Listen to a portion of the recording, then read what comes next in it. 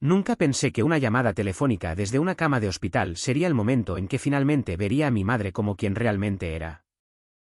El impacto salió de la nada.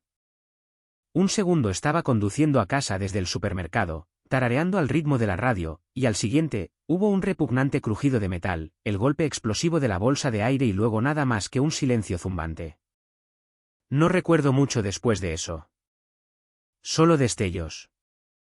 Los paramédicos cortando mi cinturón de seguridad. Las luces cegadoras de la ambulancia. El dolor agudo y punzante en mis costillas cada vez que intentaba respirar. Para cuando me llevaron al Hospital General de la Ciudad de México, estaba consciente pero apenas lograba mantener la compostura. Mis manos temblaban tanto que apenas podía sostener mi teléfono. Pero solo había una cosa en mi mente, mi hija, Sofía. Ella tenía solo 8 semanas de edad, en casa con una niñera que se suponía debía irse a las 5. Ya eran las 4:30 y yo no tenía idea de cuándo saldría de aquí. Necesitaba a mi madre. Mis dedos torpes buscaron su contacto. El teléfono sonó 1, 2, 3 veces. Vamos, mamá. Contesta. ¿Hola? Su voz era ligera, casi alegre. Mamá, dije jadeando.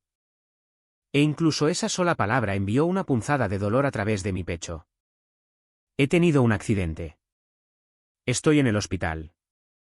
Necesito que vengas a buscar a Sofía. Hubo una pausa. No el tipo de pausa donde alguien está procesando noticias impactantes, sino el tipo donde están molestos por ser interrumpidos. ¿Un accidente? ¿Estás bien? No lo sé todavía. Están haciendo pruebas. Pero mamá, la niñera tiene que irse pronto. Y Marcos está en Monterrey para esa conferencia. Necesito que vayas a la casa y te quedes con Sofía hasta que sepa qué está pasando. Otra pausa. Más larga esta vez. Valeria, estoy en mi clase de cerámica ahora mismo. Estamos en medio del esmaltado y el tiempo del horno ya está reservado. ¿No puedes llamar a alguien más? Parpadeé, segura de haber escuchado mal. Mamá, acabo de tener un accidente automovilístico. Estoy en la sala de emergencias. Necesito que ayudes con tu nieta. Entiendo eso. Pero honestamente, Valeria, siempre tienes estas emergencias. Tu hermana nunca me llama a la mitad del día con dramas. Ella maneja su vida sin crisis constantes. Las palabras golpearon más fuerte de lo que lo había hecho la bolsa de aire. Miré las baldosas del techo, contando los pequeños agujeros en ellas, tratando de procesar lo que estaba escuchando. Mamá, esto no es drama. Alguien se pasó un semáforo en rojo y golpeó mi automóvil por el costado. Estoy herida. No sé qué tan mal todavía. Y mi bebé de 8 semanas está en casa con una niñera que se va en 30 minutos. Bueno, ¿qué hay de los padres de Marcos? Ellos viven más cerca de todos modos. Están en Cuernavaca visitando a la tía de Marcos. Mamá, por favor. Te estoy pidiendo que me ayudes. Ella suspiró. Realmente suspiró. Como si le estuviera pidiendo que reorganizara su vida entera en lugar de simplemente dejar una clase de cerámica. Está bien, pero no puedo quedarme mucho tiempo. Tengo planes para cenar con Carla esta noche, y ya sabes cómo se pone ella si la gente llega tarde. La línea se cortó. Me quedé allí, con el teléfono todavía presionado contra mi oreja, tratando de entender lo que acababa de suceder. Estaba tratando de entender cómo mi madre podía escuchar que yo había estado en un accidente automovilístico grave y sonar más molesta que preocupada. Una enfermera entró para tomar mis signos vitales, luego otra para decirme que me llevarían a una tomografía computarizada. Todo el tiempo, mi mente seguía repitiendo la conversación. Tu hermana nunca me llama con dramas. Ella maneja su vida. Mariana, por supuesto. La perfecta, hermosa y exitosa Mariana, que no podía hacer nada mal. Para cuando me trajeron de regreso de la tomografía, eran casi las 6. Mi teléfono tenía 3 llamadas perdidas de la niñera y correos de voz cada vez más frenéticos sobre la necesidad de irse. La llamé de vuelta con manos temblorosas. Lo siento mucho, Emilia. Mi mamá debería estar allí en cualquier momento. Señora Castillo, realmente tengo que irme. Tengo un examen parcial a las 7. Lo sé, lo sé. Solo por favor, 5 minutos más. Ella estuvo de acuerdo, pero podía escuchar la frustración en su voz. Y no la culpaba. Este no era su problema. Era el mío. O mejor dicho, era el de mi madre. 10 minutos después, Emilia volvió a llamar. Su mamá no ha llegado todavía. Realmente tengo que irme. El pánico se apoderó de mi garganta. ¿Puedes por favor esperar solo un poco más? Te pagaré el doble por el tiempo extra. No puedo perder este examen. Lo siento. La línea se cortó. Miré mi teléfono, sintiéndome completamente impotente. Mi hija de 8 semanas estaba sola en la casa. Aparentemente, mi madre estaba más preocupada por la clase de cerámica y los planes de cena que por su propia nieta, y yo estaba acostada en una cama de hospital, incapaz de hacer nada al respecto. Fue entonces cuando escuché la voz. ¿Valeria? Giré la cabeza, haciendo una mueca por el dolor. Y allí estaba él. El abuelo Jaime, de 82 años, cabello plateado, cálidos ojos marrones, de pie en la puerta de mi habitación del hospital como una especie de ángel de la guarda. Abuelo, ¿qué estás haciendo aquí? Caminó hacia mi lado de la cama, con el rostro arrugado por la preocupación. Tu vecina, la señora Pérez, me llamó. Dijo que vio la ambulancia llevarte y pensó que alguien debería saberlo. Llegué aquí tan rápido como pude. Hizo una pausa, observando los monitores, el suero intravenoso, los vendajes. ¿Qué tan grave es, cariño? No lo sé todavía. Conmoción cerebral seguro. Tal vez algunas costillas rotas. Pero abuelo, Sofía está sola en casa. La niñera tuvo que irse. Y mamá, ella. Mi voz se quebró. No pude terminar la frase. Su expresión se endureció de una manera que rara vez había visto. ¿Tu madre no está allí? Negué con la cabeza, sin confiar en mí misma para hablar. ¿Dónde está ella? Clase de cerámica. Luego cena con una amiga. Las palabras sabían amargas. Dijo que siempre tengo emergencias. Que Mariana nunca llama con dramas. La mandíbula del abuelo Jaime se tensó. Sacó su teléfono. ¿Cuál es tu dirección otra vez, cariño? Se la dije, y él ya se dirigía hacia la puerta. Voy a buscar a Sofía ahora mismo. No te preocupes por nada. Abuelo, no tienes que. Sí, tengo que hacerlo. Me miró, y había acero en sus ojos. Alguien debería haber estado allí en el segundo en que llamaste. Volveré pronto con tu niña. Él se fue, y sentí que algo dentro de mí se rompía. No por el accidente. Por la comprensión de que mi abuelo de 82 años, que vivía a 40 minutos de distancia, había dejado todo para ayudarme, mientras que mi madre, que vivía a 15 minutos, no podía molestarse en dejar la clase de cerámica. Fiel a su palabra, el abuelo Jaime regresó en una hora, con la bebé Sofía envuelta en sus brazos. Ella dormía plácidamente, completamente ajena al caos. Él había traído la pañalera, ropa extra, biberones, todo lo que yo misma habría empacado. Ella es perfecta, dijo suavemente, ajustando la manta a su alrededor. Ni siquiera se despertó cuando la moví de la cuna. Gracias, susurré. No sé qué hubiera hecho si. No tienes que agradecerme. Esto es lo que hace la familia. El médico entró entonces con mis resultados: conmoción cerebral, 3 costillas fisuradas, hematomas severos, pero nada que no sanaría. Querían mantenerme durante la noche para observación. El abuelo Jaime dijo inmediatamente que se quedaría con Sofía en mi casa, y que ya había llamado a la abuela Rosa para que trajera algunas cosas. ¿Qué pasa con mamá? Pregunté, aunque una parte de mí ya sabía la respuesta. La llamé, le dije dónde estaba y qué estaba haciendo. Dijo que intentaría pasar mañana después de su cita en la peluquería. Intentaría pasar. Después de su cita en la peluquería. Cerré los ojos, sintiendo lágrimas escaparse a pesar de mis mejores esfuerzos por contenerme. Esa noche, mientras el abuelo Jaime cuidaba a Sofía en casa, yo yacía en esa cama de hospital pensando en los últimos 10 años. En todo lo que había hecho por mi familia, todo lo que había sacrificado, todo lo que había dado. Y pensé en el dinero. Cuando tenía 19 años, recién salida de la escuela preparatoria, mi abuela por parte de padre falleció. Me dejó su casa, una modesta propiedad de 2 habitaciones en la colonia Roma que había comprado décadas atrás por prácticamente nada. Para cuando la heredé, esa casa valía casi 15 millones de pesos. La vendí, invertí la mayor parte del dinero y usé el resto para comenzar un pequeño negocio de marketing digital. Para cuando tenía 21 años, mi negocio prosperaba. Estaba ganando buen dinero, más que la mayoría de las personas de mi edad. Y fue entonces cuando mamá comenzó a pedir ayuda. Solo un poco al principio. 7.000 pesos aquí para impuestos a la propiedad, 15.000 allá para un techo nuevo.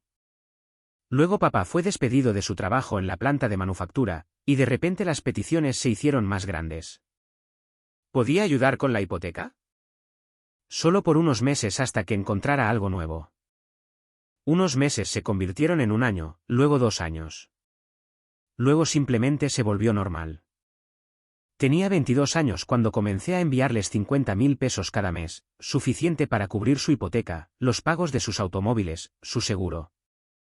Papá eventualmente encontró trabajo de nuevo, pero los pagos nunca se detuvieron porque para entonces se habían acostumbrado al estilo de vida. Mariana estaba en la universidad para entonces, tomándose su dulce tiempo con una licenciatura de 6 años en Historia del Arte. Mamá y papá no podían permitirse ayudarla, dijeron, pero yo sí podía. Así que comencé a enviar 15.000 pesos extra al mes para los gastos de Mariana, alquiler, comestibles, dinero para gastos. Cuando tenía 25 años, Mariana se graduó y se mudó de regreso a casa. Consiguió un trabajo en una galería a tiempo parcial, salario mínimo. Dijo que se estaba encontrando a sí misma y necesitaba concentrarse en su arte. Mamá y papá apoyaron esto completamente. Incluso la ayudaron a alquilar un espacio de estudio en el centro. Excepto que el ayudaron significaba que yo pagaba por ello. Otros 12.000 pesos al mes. Me casé cuando tenía 26 años. Marcos sabía que ayudaba a mis padres financieramente, pero no sabía cuánto. Le dije que les enviaba unos miles al mes. Él pensó que era dulce que los ayudara. No sabía que una parte significativa de los ingresos de mi negocio iba directamente a ellos. Los pagos continuaron. 50.000 pesos para la casa, 15.000 para los gastos de Mariana, 12.000 para su estudio, 7.000 aquí y allá para emergencias, electrodomésticos nuevos, reparaciones de automóviles, facturas médicas que no eran realmente tan costosas pero aparentemente estaban más allá de sus medios. Pagué las vacaciones de mamá a Cancún. Pagué el nuevo barco de pesca de papá. Pagué el viaje de Mariana a Europa, aquel en el que necesitaba ver arte real para inspirar su práctica. En 10 años, calculé una vez tarde en la noche cuando no podía dormir, les había dado más de 7 millones de pesos. 7 millones de pesos. Y mi madre no pudo dejar la clase de cerámica cuando yo estaba en el hospital. A la mañana siguiente, Marcos voló de regreso desde Monterrey en el segundo en que recibió mis mensajes. Irrumpió en mi habitación del hospital, pálido y aterrorizado, y me atrajo a sus brazos con tanto cuidado como pudo con mis lesiones. Siento tanto no haber estado aquí. Lo siento tanto, tanto. No es tu culpa. Estabas trabajando. Tu mamá me llamó esta mañana.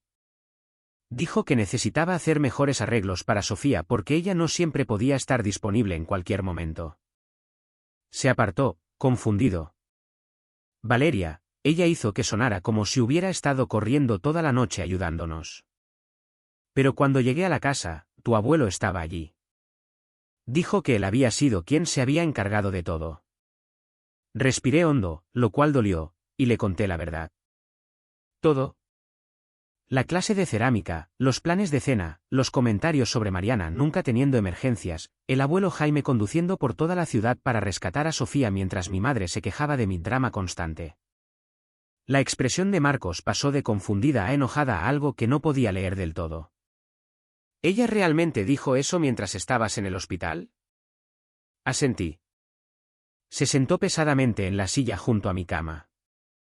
Valeria, necesito preguntarte algo, y necesito que seas completamente honesta conmigo. Mi estómago dio un vuelco. Está bien. ¿Cuánto dinero envías a tus padres? La habitación se sintió muy pequeña de repente. ¿Qué? He tenido la intención de preguntar desde hace un tiempo. Sé que los ayudas, pero nuestra cuenta conjunta no ha cambiado mucho desde que comenzaste tu negocio. Estás ganando buen dinero. Sé que lo haces. Tu lista de clientes es impresionante, pero es como si ese dinero simplemente desapareciera. Entonces, ¿a dónde va? No podía mirarlo. Les envío algo de dinero cada mes. ¿Cuánto es algo? 50.000 pesos para su hipoteca y facturas. Se quedó callado por un momento. Eso es mucho, pero está bien. Son tus padres. ¿Es eso todo? También le envío dinero a Mariana. Alrededor de 15.000 al mes. ¿Tu hermana, la que vive en casa y tiene trabajo? Se está encontrando a sí misma. La galería no paga mucho, ¿verdad? Su voz era tensa. ¿Algo más? Su espacio de estudio. 12.000 pesos al mes. Marcos se levantó, se pasó las manos por el cabello. Entonces, ¿les estás enviando más de 75.000 pesos cada mes? ¿A veces más si hay emergencias? Emergencias. Se rió, pero no había humor en ello. ¿Cuánto tiempo ha estado pasando esto? Alrededor de 10 años. Hizo las matemáticas en su cabeza.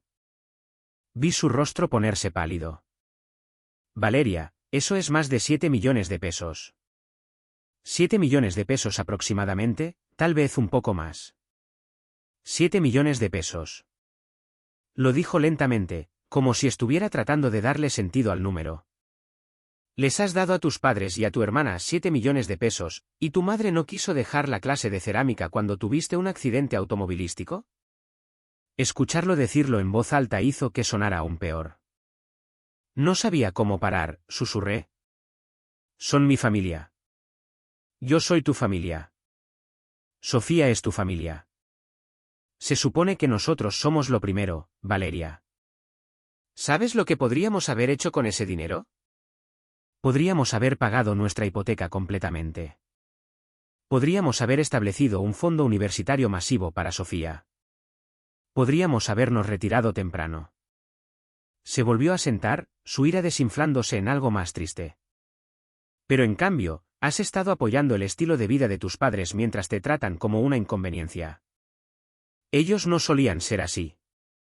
Sí, lo eran. Simplemente no lo veías porque estabas demasiado ocupada tratando de ser la buena hija. Una enfermera entró para darme el alta, lo que nos dio a ambos tiempo para calmarnos. Marcos me ayudó a vestirme, con cuidado de mis costillas. No dijo mucho, y yo no insistí.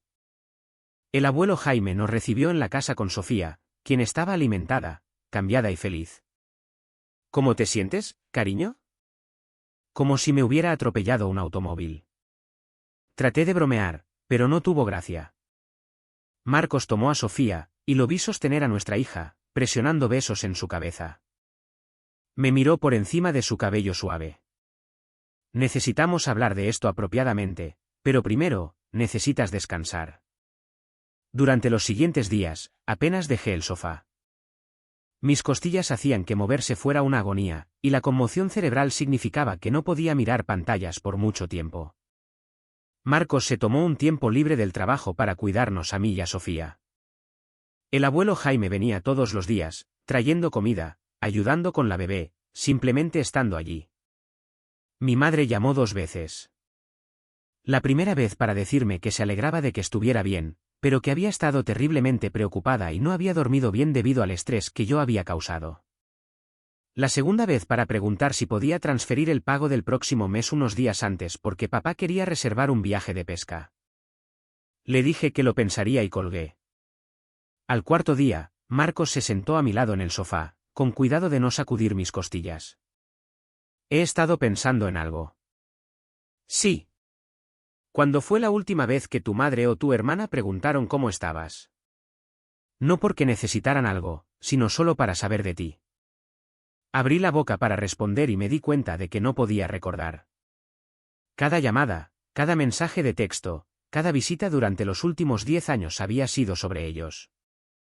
Sus problemas, sus necesidades, sus emergencias. No puedo recordar, admití. Mariana ni siquiera ha conocido a Sofía, ¿verdad? Está ocupada con su arte. Ella vino a la ciudad hace 3 semanas para la inauguración de una galería. Tu mamá publicó fotos en Facebook. Fueron a cenar, solo ellas dos. Mariana ni siquiera envió un mensaje de texto para preguntar si podía ver a su sobrina. No sabía eso. La comprensión se asentó sobre mí como un peso. Ella no me dijo que estaba en la ciudad. Porque en realidad no les importas, Valeria. No eres su hija ni su hermana. Eres su cajero automático. Y he terminado de ver cómo te lastimas por personas que ni siquiera dejan la clase de cerámica cuando estás en el hospital. ¿Qué estás diciendo? Estoy diciendo que necesitas dejar de enviarles dinero. ¿Todo? Inmediatamente. El miedo me atravesó. Marcos, no puedo simplemente cortarles el suministro. Ellos dependen de ese dinero. Papá tiene un ingreso fijo y mamá no trabaja, y. Y esa no es tu responsabilidad. Son adultos.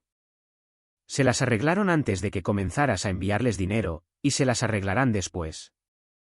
Pero la hipoteca. No es tu hipoteca. Valeria, tenemos nuestra propia hipoteca. Tenemos nuestra propia hija que criar. Tenemos nuestro propio futuro que planear. Tus padres están en sus últimos 50 años. No son ancianos. No están discapacitados. Pueden resolverlo.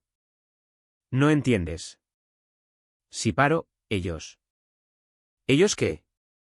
¿Te desheredarán? Porque desde donde estoy sentado, no estoy seguro de qué obtienes de esta relación de todos modos. No tenía una respuesta para eso. La voz de Marcos se suavizó. Te amo. Amo que tengas un corazón tan grande, pero se están aprovechando de eso y tiene que parar. Si no es por tu bien, entonces por el de Sofía. Ella merece crecer en un hogar financieramente seguro. Merece un fondo universitario. Merece que su madre no esté constantemente estresada por mantener a otros 3 adultos. Él tenía razón. Sabía que tenía razón. Pero la idea de hacerlo realmente, de cortarles la ayuda, me hacía sentir enferma. Esa noche, después de que Marcos se durmió, revisé mi teléfono. Miré todos los mensajes del último año. Mamá pidiendo dinero para un lavaplatos nuevo.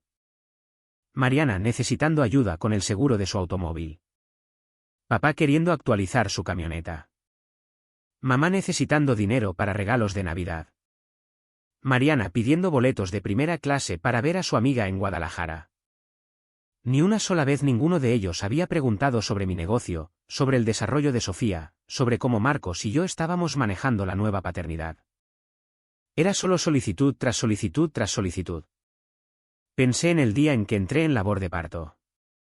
Había llamado a mamá, emocionada y aterrorizada, para decirle que nos dirigíamos al hospital. Ella dijo que intentaría llegar, pero tenía una cita en la peluquería y no podía cancelar sin perder su depósito. Apareció 6 horas después de que naciera Sofía, se quedó 20 minutos y se fue porque tenía reservaciones para cenar. Mariana nunca vino. Envió un mensaje de texto: felicidades. Los bebés no son realmente lo mío, pero estoy segura de que es linda. Pensé en mi boda, donde pagué por los atuendos de mis 2 padres y le di a Mariana 80.000 pesos para ser mi dama de honor porque dijo que no podía pagar los gastos de otra manera. Pasó toda la recepción quejándose de lo aburridas que eran las bodas. Pensé en cada cumpleaños que habían olvidado, cada logro que habían desestimado, cada vez que había necesitado apoyo y ellos habían estado demasiado ocupados. Y pensé en la clase de cerámica. En mi madre escuchando que yo había estado en un accidente automovilístico grave y estando molesta por la inconveniencia. Algo en mí cambió esa noche. Algo fundamental e irreversible. A la mañana siguiente, llamé a mi banco y cancelé todas las transferencias automáticas. Cada una de ellas. Luego llamé a mi madre. Valeria. Hola, cariño. ¿Pensaste en lo que te pregunté sobre transferir el pago del próximo mes antes? De hecho, mamá, necesito hablar contigo sobre eso. Oh, bien. Entonces, ¿puedes hacerlo? No, no lo voy a hacer en absoluto. No voy a enviar el pago del próximo mes ni ningún pago después de ese. He terminado. Silencio. Lo siento, ¿qué? Ya no voy a enviarles dinero. No voy a pagar su hipoteca. No voy a pagar los gastos de Mariana. No voy a pagar por estudios ni vacaciones ni viajes de pesca ni nada más. Valeria, esto no es gracioso. No estoy bromeando. Les he enviado más de 7 millones de pesos en los últimos 10 años. Y cuando estuve en el hospital después de un accidente automovilístico, no pudiste molestarte en dejar la clase de cerámica para ayudar con tu nieta. Así que, he terminado. No puedes hablar en serio, cariño. Dependemos de ese dinero. Entonces sugiero que encuentren otra manera de arreglárselas. Papá tiene un trabajo. Tú podrías conseguir uno también. Mariana tiene 30 años. Puede mantenerse a sí misma. Pero la hipoteca. No es mi hipoteca.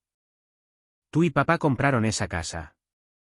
Ustedes son responsables de ella. La compramos para ustedes, los hijos. La compramos para que tuvieran un buen hogar mientras crecían. Y aprecio eso. Pero me mudé hace 12 años.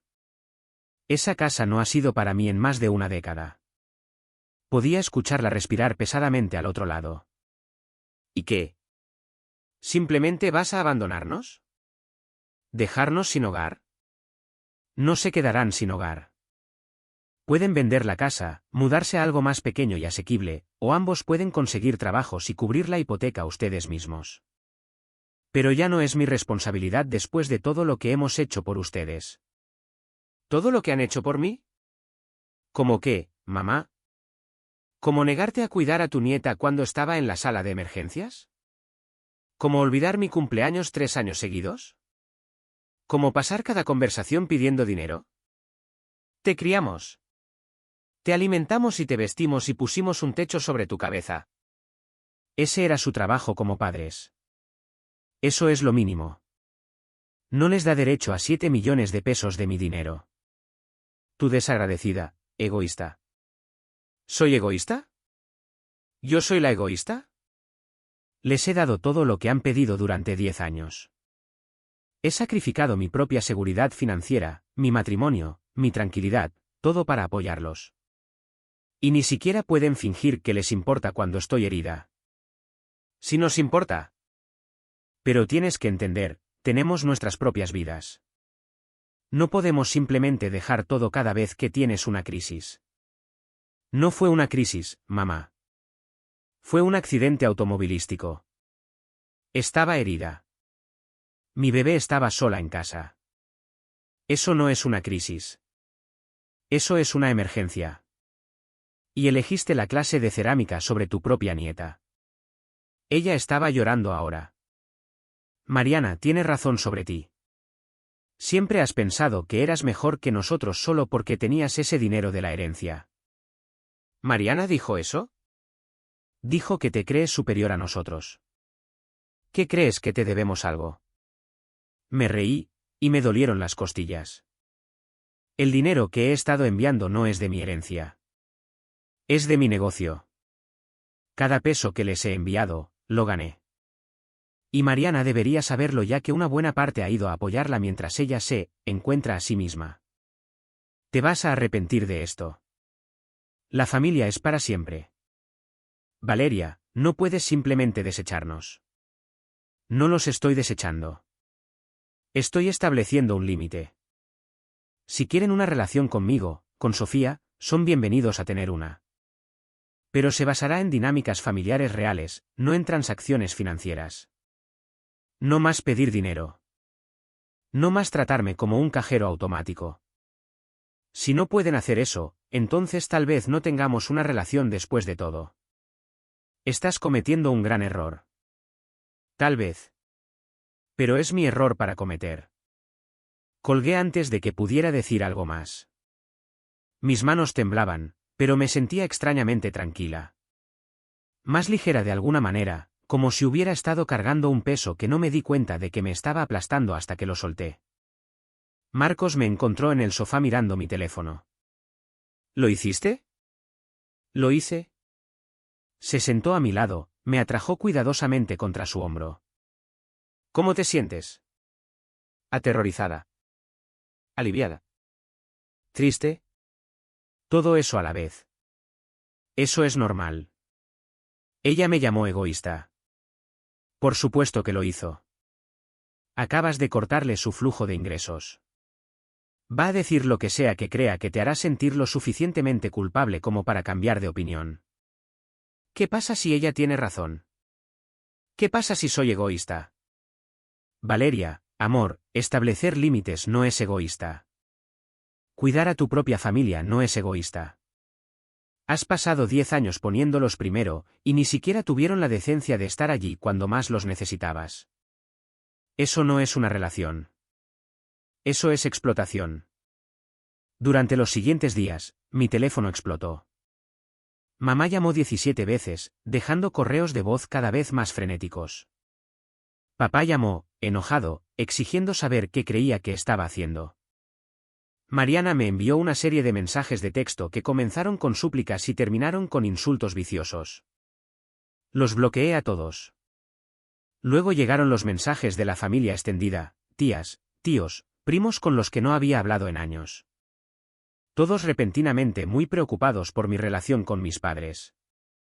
Estaba destrozando a la familia. Dijeron que estaba siendo cruel. ¿Cómo podía abandonar a mi propia madre y padre? Envié un mensaje al chat grupal de la familia: si alguien quiere saber mi versión de la historia, estoy feliz de compartirla. De lo contrario, por favor manténganse al margen. 3 personas preguntaron. 3 de 27 miembros de la familia. Les conté todo. El dinero, la clase de cerámica, la forma en que me habían tratado. 2 de ellos se disculparon y se retiraron. Una de ellas, mi tía Carolina, dijo que no estaba sorprendida. Tu madre siempre ha sido así, dijo cuando me llamó. Le hizo lo mismo a tu abuela Rosa durante años. Tomó y tomó y tomó hasta que finalmente tu abuelo puso un alto. Es por eso que ya no son cercanos. No sabía eso. Tu mamá no habla de ello. Es muy buena haciéndose la víctima. Pero estoy orgullosa de ti por defenderte. No es fácil. No fue fácil. Algunos días me sentía fuerte y segura. Otros días me sentía culpable y cruel y egoísta. Marcos fue infinitamente paciente, recordándome que lo que sentía era normal, que estaba haciendo lo correcto, que no podía prenderme fuego para mantener calientes a otras personas. El abuelo Jaime fue aún más directo. Tu madre tomó sus decisiones y ahora tiene que vivir con las consecuencias. Eso no es tu culpa ni tu responsabilidad. 3 semanas después de que les corté la ayuda, recibí un mensaje de Mariana. Solo una línea. Mamá y papá están vendiendo la casa. Espero que estés feliz. Me sorprendió lo poco que sentí cuando lo leí. Sin culpa, sin tristeza, solo una distante sensación de inevitabilidad. Respondí: espero que encuentren algo que puedan pagar. Ella no respondió. Un mes después, Marcos llegó a casa del trabajo con noticias. Me encontré con tu papá hoy en el supermercado. Oh. Se ve bien, saludable. Hablamos por un minuto. Dijo que encontraron un bonito condominio en Ciudad Satélite. 2 habitaciones, hipoteca mucho más barata. Tomó algunos turnos extra en el trabajo. Tu mamá consiguió un trabajo a tiempo parcial en una librería. ¿Lo hizo? Sí. Dijo que ha sido un ajuste, pero se las están arreglando. Luego preguntó por ti y Sofía.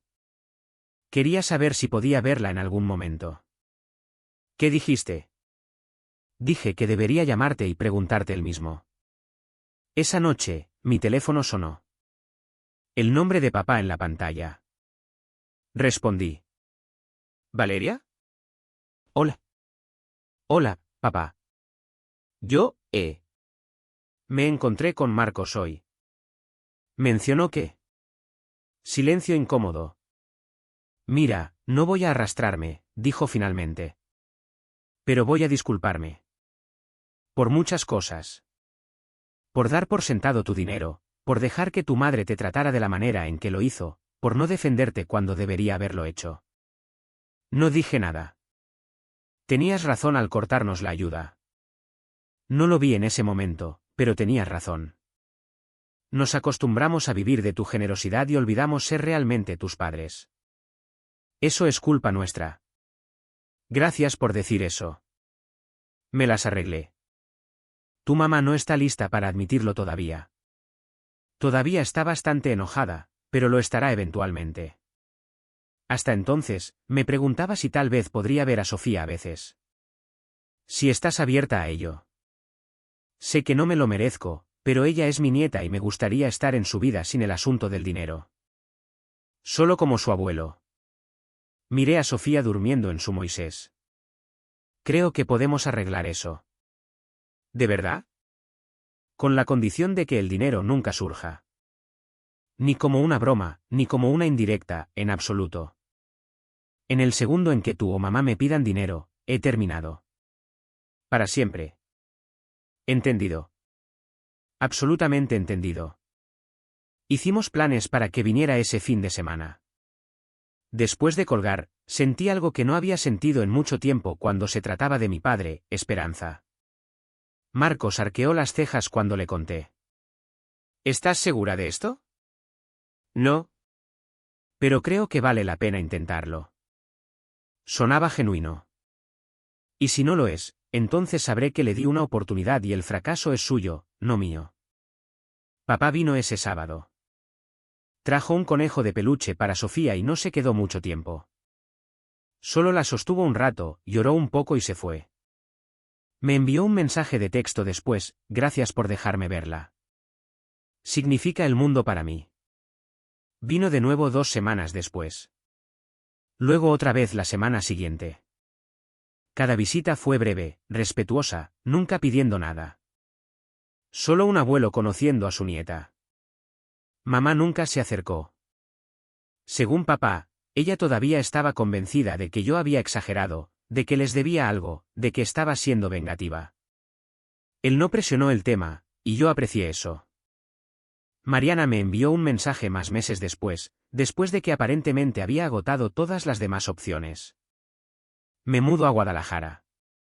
Conseguí un trabajo real en una firma de marketing, tiempo completo, beneficios, todo el asunto. Supongo que tenías razón sobre necesitar mantenerme a mí misma. No estaba segura de si era una disculpa o solo una declaración de hechos, pero elegí tomarlo como un progreso. Mirando hacia atrás ahora, con Sofía de casi 1 año, no me arrepiento de haberlos cortado. Sí, fue difícil. Sí, hubo días en que dudé de mí misma. Pero mi vida es mucho mejor sin ese constante drenaje financiero y emocional. Marcos y yo pagamos 300.000 pesos en deuda de tarjetas de crédito que había estado cargando.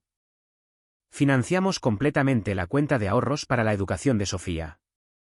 Tomamos unas vacaciones reales, solo nosotros 3, a Puerto Vallarta. Respiramos más tranquilos, dormimos mejor, peleamos menos. Y aprendí algo importante. La familia no se trata solo de sangre. Se trata de quién se presenta por ti cuando todo se desmorona. El abuelo Jaime se presenta. Está en nuestra casa al menos 2 veces por semana jugando con Sofía, trayéndole pequeños regalos, contándole historias. Es el bisabuelo que todo niño debería tener. Los padres de Marcos se presentan.